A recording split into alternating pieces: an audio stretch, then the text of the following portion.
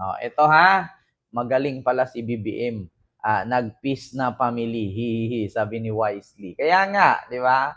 Oo, buti pa si BBM eh. Oh, ito ha, pakinggan ninyo mga kababayan. Nagpasalamat si Sara kay Pangulong Bongbong Marcos kasi nagkapatawaran na daw si Sara at si Digong. So, sa madaling salita nga, hindi nagkakaunawaan itong mga to. Bakit? Sa lahat po talaga ng anak ni Digong, si Sara ang pinakamatigas na ulo. Totoo yan. Hindi yan sila nag-uusap matagal na. At saka, sa totoo lang, sabi nga ni Sian Gasa, mga kababayan, na si Sara ang isa or anak ni Digong ang isa sa nagpatiklo sa kanya ng ICC. Pinilit daw kasi ng anak umuwi kasi ang sabi, kapag hindi ka umuwi ng Pilipinas, nangangahulugan lang na talunan tayo. Ayun, natiklo ang anak. Natiklo ang tatay. O deserve. Di ba? So ito na mga kababayan, pakinggan ninyo ang ating ipaparinig ngayon. Hindi ko na dikit dito ha mga kababayan. So ito na para medyo mahaba-haba. Ito. Rodrigo Roa Duterte.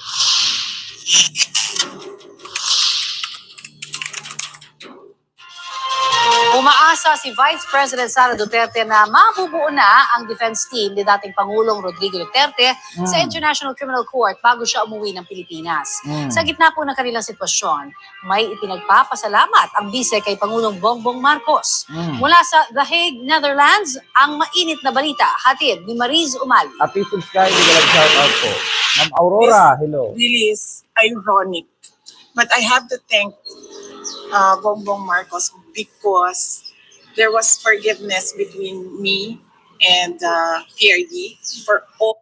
Diba? Sabi ko nga sa inyo, mga kababayan, nagpasalamat si Sara kay BBM na meron daw kapatawaran between PRRD at sa kanya. Sa totoo lang mga kababayan, noon pa yan hindi magkasundo yung pamilyang yan. Kaya nga sabi ko sa inyo, yan ba ang gusto ninyo maging Pangulo ng Pilipinas kung mismong pamilya nila hindi nagkakasundo? Kunin ninyong presidente, kunin ninyong Pangulo ng ating bansa, yung ehemplo, yung modelo. Kasi sila yung ano, di ba? Sila yung model ng ating bansa. Sila yung panauhin. Sila yung first family. So, dapat tignan natin na katulad kay BBM na 36 years in counting na mag-asawa si First Lady at si BBM. At may mga anak. Mga edukado. Ang mga English speaking pa. Ganun dapat ang anuhin ninyo, mga disente. Tignan nyo, naalala nyo noon, nung panahon ng pangangampanya ni Sara at ni BBM na nabura ang kilay ni Sara. Tumalikod si BBM at sinabi, Day, tignan mo kilay mo nabura. Mga mga tawag doon, disente. Hindi yung putang ina mo, putang ina kayo, putang ina ninyong lahat. Di ba? Ang pangit. Ang pangit gawing Pangulo, modelo, ehemplo ng ating bansa. Ang lumalabas sa bungangang papatayin ko kayo. My God, I hate drugs. Putang ina nito. Putang inang ganyan. Putang inang lahat na yan. Ganon. Diba? Ang pangit pakinggan na may mga ganyang mamuno sa ating bansa na mga bad influence. Ikaw, kung ikaw, magulang ka, turuan mo ng kabutihan ang anak mo, tapos maririnig mo, presidente ng ating bansa, nagmumura. Di ba? So, anong sasabihin ng anak mo? Mama, bakit ikaw bawal ako magmura kay Bad? Bakit yung presidente natin, mura dito, mura doon, tapos may sabi pa, bullshit, son of a bitch. Di ba? Di ba pangit? Alam mo sa totoo lang, ang ugali at ang karakter ng tao, doon mo babasihan yung ugali. Makikita mo yung galaw, kilos, pananalita at pananamit. Doon magre-reflect ang ugali ng isang tao. Sa galaw, sa pananalita, sa pananamit, at sa hitsura. Di ba? Ito na, mga kababayan. Continue. All that has happened in our lives. Sinabi yan ni Vice President Sara Duterte matapos niyang bisitahin kahapon ng ama sa Scriveningen Prison ng International Criminal Court dahil hindi raw sila maaaring makapag-usap ng tungkol sa kaso ng ama o anumang legal na hakbang na kanilang isasagawa. Nagkakaroon daw sila ngayon ng ama ng mas maraming panahon para makapag-bonding. We have a relationship now, a father-daughter relationship, since we cannot discuss anything legal anymore. Sad lang that it has to happen inside the ICC, inside the detention. So ito mga kababayan, merong gustong ipahiwatig ito. Ganito kasi nangyari. Alam nyo, sa salitang pagpapakatawaran, yung nagpapakatawaran na, yung nagpatawaran na bawat isa, parang meron itong Ma'am Rosana Ragodo, hello po. Meron itong malawak-lawak na palaisipan na bakit nagpapatawaran na sila. So sa madaling salita, mamamatay na ba si Duterte? Kasi ganun yan Nagpapatawad ka na, naging mabait ka na, close na kayo. So kulang na lang, nagpapaalam na siya. So mamamatay na ba si Digong? Kasi may mga ganyan, di ba? Kung manood kayo ng drama. Una, napakasama, away dito, away doon. Hidwaan dito, hidwaan doon. Tapos bandang huli, nagkapatawaran. Tapos ending, mamamatay. Di ba? May mga ganyan. Di ba yung bigla kang bumait? Huwag mong sabihin na sa loob ng dahig may simbahan dyan. May simbahan ba? Paki-comment nga, mga kababayan, sinong nakakaalam. No, na may ads po tayo, huwag po kayo mag-skip. Salamat po. Sa looban ng dahig, may simbahan ba dyan? Sana naman wala silang hidden bad agenda, Ken. Sabi ni Hyacinth, di ba? Walang simbahan sa loob ng dahig. Baka naman nagdala ng Biblia. Spiritual room po, sabi ni Elijah. Ayan, magandang hapon, Jimmy Dakis. Ayan, Miguel Love, shout out po. Dikia ba? Dakia. Digia. Ayan, Mercedes Ginto, good PM Ken, tama lahat mga sinasabi mo. Diba? Baka alam na niya na hindi siya makakalaya. Sabi ni Sotnas. Actually, mga kababayan natatawa lang ako, nagpapatawaran na ang lahat. So, ito mga kababayan ganito naman kasi, kahit gaano ka kasama, no, kahit gaano kapangit ang ugali mo, syempre, unang-una magpatawad ka sa pamilya mo. Pagkatapos mong papatawad sa pamilya mo sa tao na nagawan mo ng kasalanan or nasagasaan mo. Di ba? Oo, di ba? Sa bayan, di ba? Ganun yun. That's a good side. But yes, thank you. Sa kauna-unahang pagkakataon, sabay-sabay silang bumisita ng kapatid na si Veronica at ni Hanilat Abansenya, ang common law partner ng dating Pangulo. I was updating him with the situation with our families, and is happy to hear that we are all doing well, that we are all okay, that we are continuing to pray for him. Na yun, mga positive things lang. We are telling him things that will uplift his spirit and things that will give him strength while he is inside.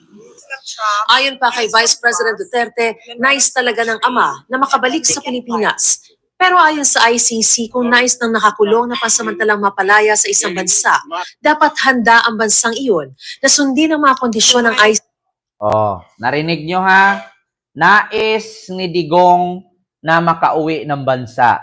Pero ayon sa ICC, dapat yung bansa handang mangako at sundin ang kondisyon ng ICC.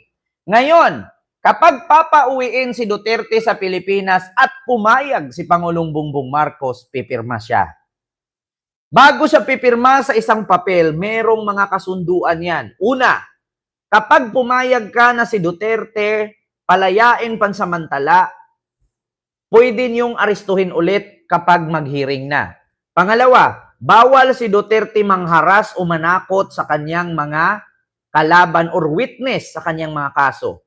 Pangatlo, bawal si Duterte gumawa ng kahit anumang krimen. Pang-apat, payag ang gobyerno ng Pilipinas na makipagtulungan ang ICC sa AMLAC na i-freeze ang account at yaman ni Duterte. So papayag ba kaya si Pangulong Bongbong Marcos niyan? Kung ako, gura, gipitin mo na. Sabi ni Sarah, ginipit daw sila. Gura na, gipitin nyo na.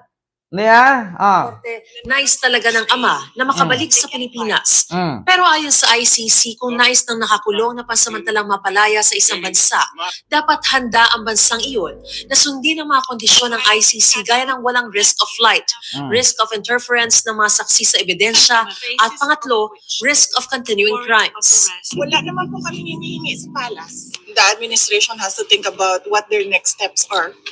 'Di ba?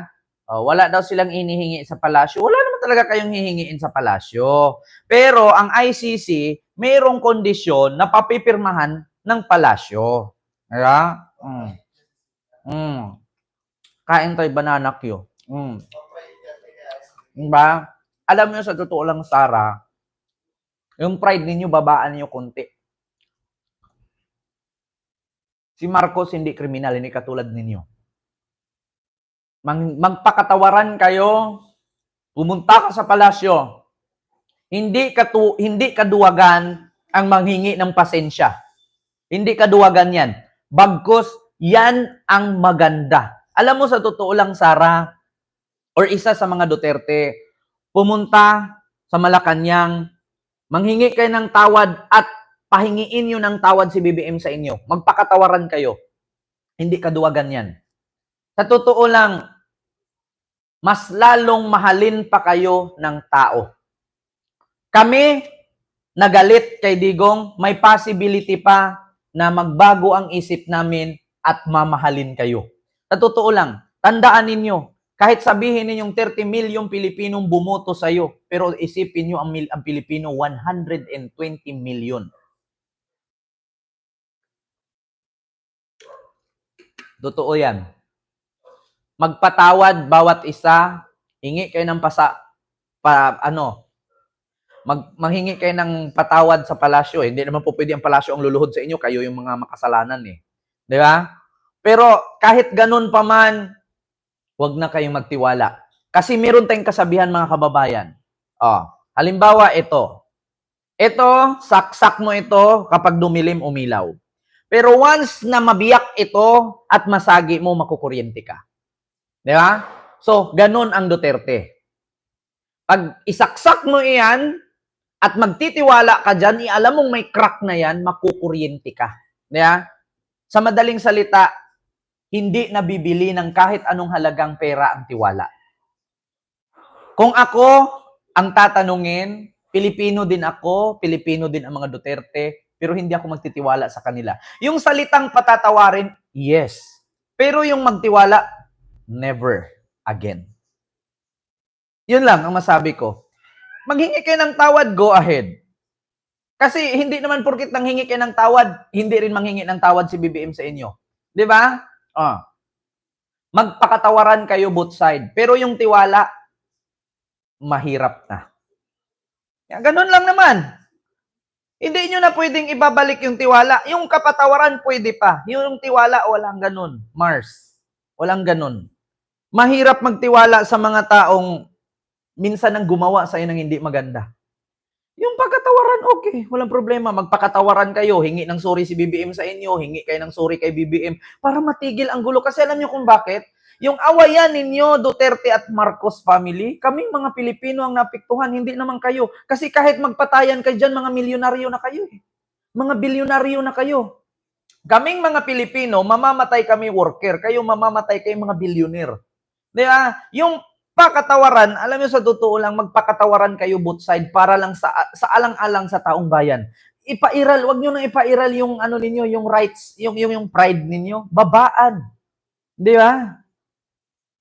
Tignan niyo yung Marcos at Aquino ngayon. Nagpakatawaran. Di ba? Sa alang-alang sa taong bayan, isahintabi niyo yung gulo ninyong dalawang pamilya, Marcos at Aquino, Marcos at Duterte. Itabi niyo yan. Magpatayan kayo dyan, wala kaming pake. Pero okay lang naman kung hindi kayo mga may posisyon sa gobyerno. May mga posisyon kayo. Isahintabi nyo yung away ninyo sa alang-alang sa taong bayan.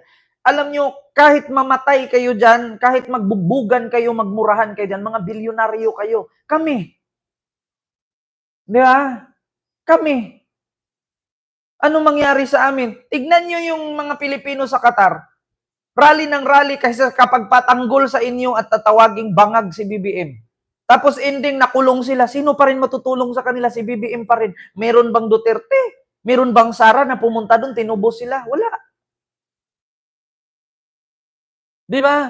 Magpakatawaran kayo. Sa alang-alang sa pamilyang Pilipino. Yung pamilya ninyo, isintabi nyo yung gulo na yan. Wala kaming pakialam. Kasi kahit magpatayan kayo, tignan nyo, kami kumakain banana Q, pero kinakain nyo dyan pork steak. Nga? Kinakain ninyo mga giant crabs. Kami kamuti-kamuti Q lang, banana Q lang. Kasi mahirap kami.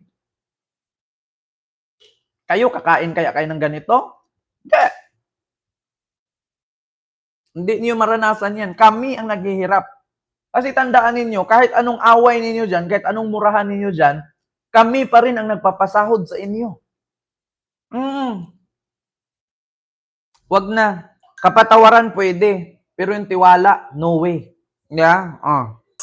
The Philippines.